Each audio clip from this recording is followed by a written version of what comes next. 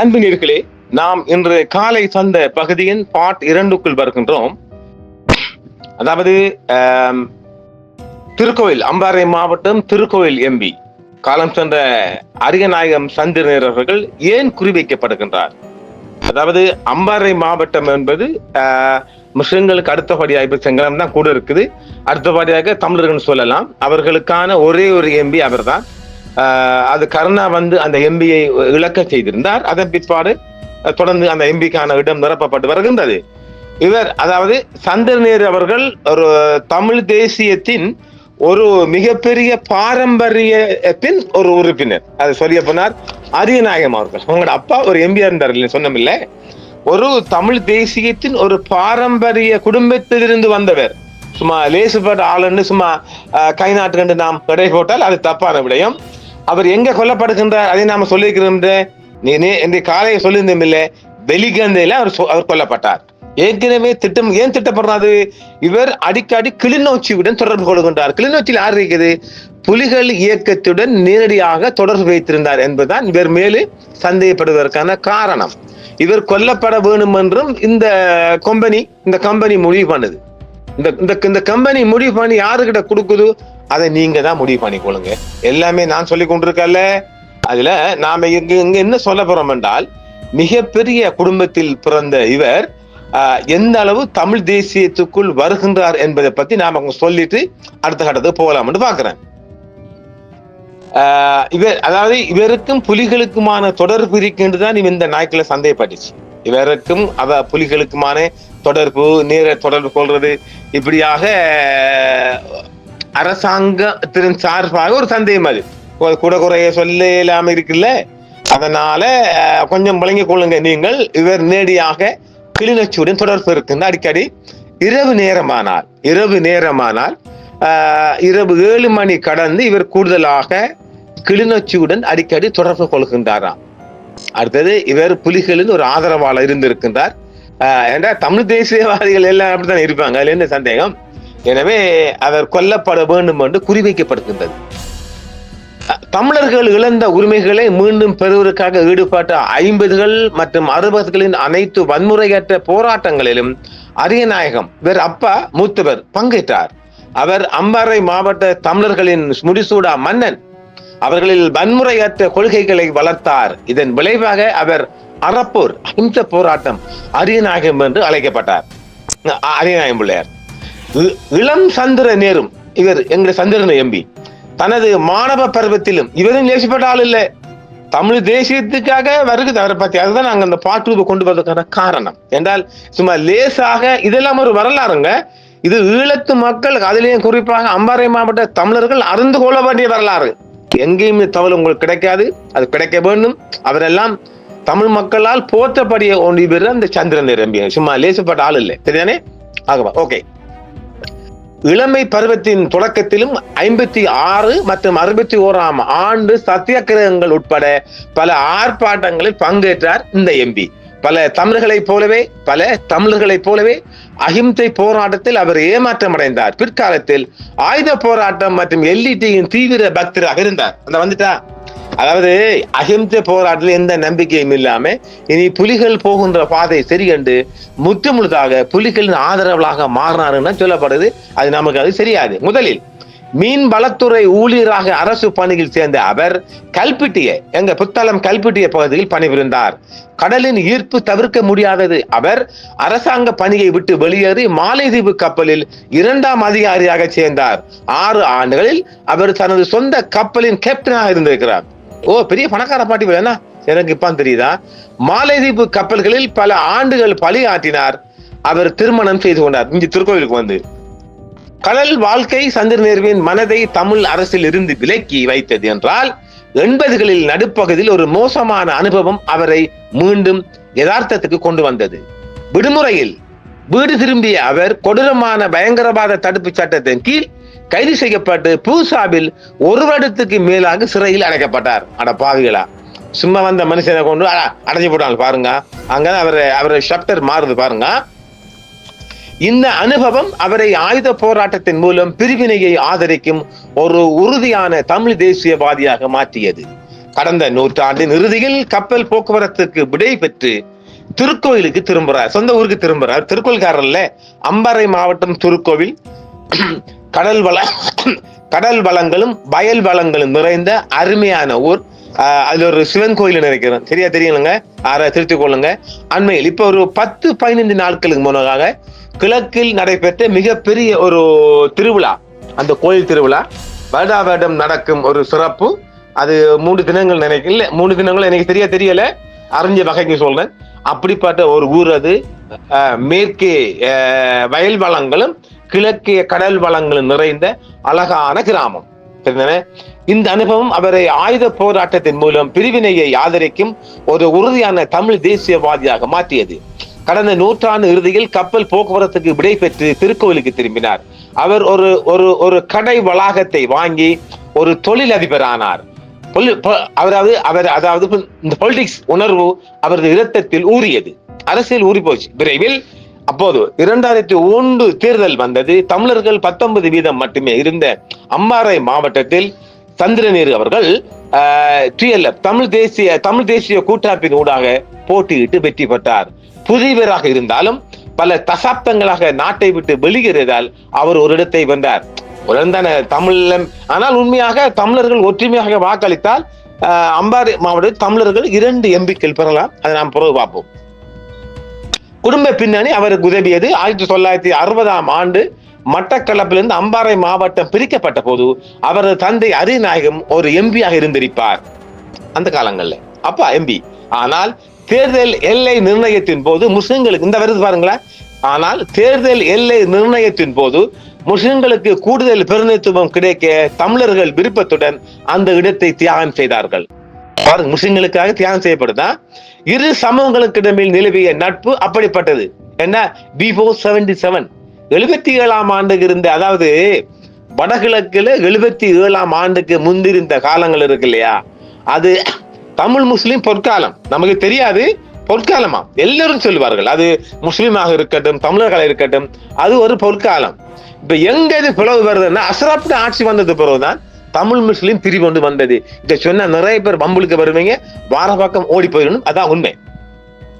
1977ஆம் ஆண்டு பொத்துவில் பல உறுப்பினர்கள், அதாவது 2 இரட்டை அங்கத்தவர தொகுதியாக மாற்றப்பட்ட போது அரியநாயகம் தான் முதல் தேர்வாக இருந்திருப்பார். அவர் 72இல் காலமானார். எனவே கனகரட்னம் நுழைந்தார். அதாவது இந்த அம்பாறை மாவட்ட வரலாற்றில அவர், அதாவது 72ஆம் ஆண்டு அரியநாயகம் அவர்கள் காலம் சென்றவிடம் கனகரட்னம் எம்பி 77 ஜேஆர் கூட வந்து எம்பி ஆகின்றார் என்று ஒரு ஸ்டோரி சொல்லப்படுகிறது. இது தவிர நேருவின் சகோதரர்கள் ஒருவரான ரூபன் ஒரு பிரபலமான மெத்தடிஸ்ட் போதகர். இதன் காரணமாக கிறிஸ்தவ சமூகம் நேருவின் பின்னால் வலுவாக அணிதிரண்டது. தம்பிலிவில் திருக்கோயில் மக்கள் நேரு அந்த பகுதியை சேர்ந்தவர் என்பதால் அவருக்கு ஆதரவாக வலுவாக அணிதிரண்டது அவருக்கு உதவிய மற்றொரு காரணியாகும். இப்ப கிறிஸ்தவ மக்கள் தம்பிலிவில் திருக்கோயில் தம்பட்டை அக்கறை பெற்று பொத்துவில் பகுதியில் உள்ள கிறிஸ்தவ மக்கள் எல்லாம் இந்த நேரு எம்பிக்கு தான் வாக்களித்திருக்கிறார்கள். நேருவின் நாடாளுமன்ற ஞானஸ்தானம் வேடிக்கையா இருந்தது. அவர் பட்டி புதர் சட்டை அணிந்திருந்தார். அவர் தவறாக உடை அணிந்ததால் சபாநாயகர் அவரை தனது இருக்கையில் அமர அனுமதிக்க மறுத்துவிட்டார். எனவே நேரு ஒரு நாடாளுமன்ற ஊழியரின் சட்டையை கடன் வாங்கி தனது இருக்கையில் அமர வேண்டி இருந்தது. அவர் ஒரு தீப்பொறி மற்றும் அடிக்கடி சர்ச்சைக்குரிய அறிவிப்புகளை வெளியிட்டார். விடுதலை புலிகள் மீதான தனது கட்டுக்கடங்காத அபிமானத்தை மறைக்க அவர் எந்த முயற்சியும் எடுக்கவில்லை. அது வெளிப்படையான மனுஷன். நான் ஒரு புலிகளின் ஆதரவாளர், சரிதானே? அது நாடாளுமன்றமா இருக்கட்டும், பொது வழியா இருக்கட்டும், அழகாக தெளிவாக அவர் தன்னை மறைக்க விரும்பவில்லை. பிரபாகரனை கைது செய்து இந்தியாவுக்கு நாடு கடத்த வேண்டும் என்று தமிழ்நாடு சட்டமன்றம் ஒரு தீர்மானத்தை நிறைவேற்றிய போது நேரு கோபமடைந்தார். இந்தியாவை தமிழர்களின் தாய்நாடு, தாய் வீடு அல்ல, மாறாக பேய் வீடு, பிசாசு வீடு என்று அவர் வர்ணித்தார். எனக்கு சிரிப்பு வருது. இந்தியாவை தமிழர்களின் தாய் வீடு, தாய் நாடு அல்ல, மாறாக பேய் நாடு, பிசாசு நாடு என்று அவர் வர்ணித்தார். நம்ம அரியநாயகம் எம்பியா, சந்திரநேரு எம்பி. தமிழக முதல்வர் ஜெயலலிதா ஜெயராமையும் தமிழீழ தண்டனை சட்டத்தின் கீழ் விசாரணைக்கு உட்படுத்துவதாகவும் அவர் மிரட்டினார். இளம் சந்திர நேருவும் தனது மாணவ பருவத்திலும் இளமை பருவத்தின் தொடக்கத்திலும் 56 மற்றும் 61ஆம் ஆண்டு காலங்களில் சத்தியாகிரகம் உட்பட பல வகையான போராட்ட தமிழர் தரப்பு நடத்திய போராட்டங்களில் அவர் ஈடுபட்டிருக்கின்றார். பல தமிழர்களைப் போலவே அஹிம்சை போராட்டத்தில் அவர் ஏமாற்றமடைந்த பிற்பாடு ஆயுத போராட்டம் ஒன்றுதான் சிறந்த வழி, புலிகள் எடுப்பதுதான் சிறந்த வழி என்று சொல்லி அவர் புலிகளின் போராட்டத்தை ஆதரித்திருந்தார். முதலில் மீன்வளத்துறை ஊழியா இருந்த அவர் கற்பிட்டியில இருந்தாலும் அவர் இங்க திருக்கோயில் தான் அவரை இதய தீவிரமாக அவர் வாழ்ந்திருக்கின்றார். கடல் வாழ்க்கைக்கு விடை கொடுத்து விட்டு அவர் இங்க வந்து சேர்ந்த பிற்பாடு அவர் முற்றுமுழுதாக தனது அரசியல் பணியில ஃபுல்லா ஈடுபட்டார். இதில் உள்ள முரண்பாடு என்னவென்றால் அவரது தந்தை அரியநாயகம் இந்தியாவின் மிகுந்த அபிமானி. அவருக்கு இந்தியாவின் 2 சிறந்த மகன்களில் பெயரிடப்பட்டது. சந்திர சுபாஷுக்கு நேரு ஜவஹர்லால் நேருவுக்கு பெயரிடப்பட்டது. ஜவஹர்லால் நேருங்கிறதால அந்த நேரு அந்த பெயரை வச்சுக்கிறாங்க போல. கருணா கிளர்ச்சி ஏற்பட்ட போது கருணா கிளர்ச்சி ஏற்பட்ட போது சந்திர நேரு ஒரு சிக்கல் இருந்தார் சொல்லப்படுகின்றது. அது என்ன சிக்கல் சரியாக எனக்கு கிடைக்கவில்லை. கிடைக்கப்பட்ட ஒரு பெரிய தகவல் அடிப்படையில் தான் நாங்கள் சொல்லுகின்றோம். பின்னர் அவர் கருணாவுடன் சேர்ந்து பிரபாகரனின் படம் பகிரங்கமாக எரிக்கப்பட்ட ஒரு பேரணியில் பேச வேண்டிய கட்டாயம் ஏற்பட்டதாம். அதாவது கருணா கிளர்ச்சி ஏற்பட்ட போது சந்திரன் ஒரு சிக்கல் இருந்தார். அவர் ஆரம்பத்தில் எந்த பக்கமும் சாய்ந்து பிரபாகரனும் கருணாவும் தமிழர்களின் வலது மற்றும் இடது கண்டன் கூறி ஒற்றுமையை வலியுறுத்தி இருந்தார். பின்னர் அவர் கருணாவுடன் சேர்ந்து பிரபாகரன் படம் பகிரங்கமாக எரிக்கப்பட்ட ஒரு பேரணியில் பேச வேண்டிய கட்டாயம் ஏற்பட்டதாம். இருப்பினும் நேருவிடம் சேர்ந்து பத்மநாதனை TNA டிக்கெட்டில் போட்டியிட அழைத்து வந்த கருணா நேருவை நம்பவில்லை. பத்மநாதன் காரதீவை சேர்ந்தவர், தம்பிலிவிலி திருமணம் செய்து கொண்டார். இதனால் காரதீவு வாக்குகளை பெற்ற அதே வேளையில் நேருவின் திருக்கோயில் தம்பிலிவில் வாக்கு வாங்கி அவர் சிதைத்தார். மற்றொரு காரணி மத அட்டை எழுதப்பட்டது. இந்த வாக்குகளை திரட்டவும் வேட்டைக்காரன் பைபிள் நபர் வெளியே இருக்கவும் அனைத்து இந்து கோயில் அறங்காவல்கள் ஆதரவும் பெறப்பட்டது. இருப்பினும் நேரு பத்மநாதனும் குறுகிய வித்தியாசத்தில் மட்டுமே தோற்றார்.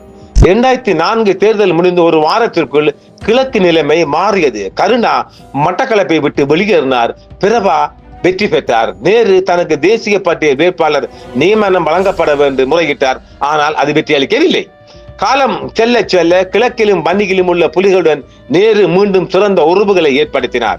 மனித உரிமைகளுக்கான வடக்கு கிழக்கு மையத்தின் அம்பாறை மாவட்ட பிரதிநிதியாக அவர் நியமிக்கப்பட்டார்.